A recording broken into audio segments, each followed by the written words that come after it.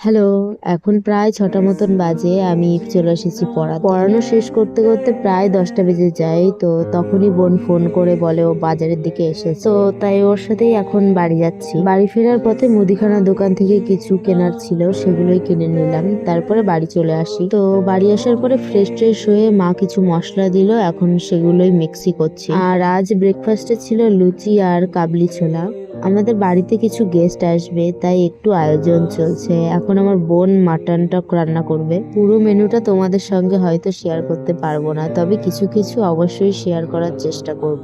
তো তারপরে খাওয়া দাওয়া শেষ করে আবার আমি পড়াতে চলে গেলাম। পড়ানো শেষ করতে করতে প্রায় 6:45 বেজে গেল, আর বাড়ি ফেরার সময়ও হচ্ছিল বৃষ্টি।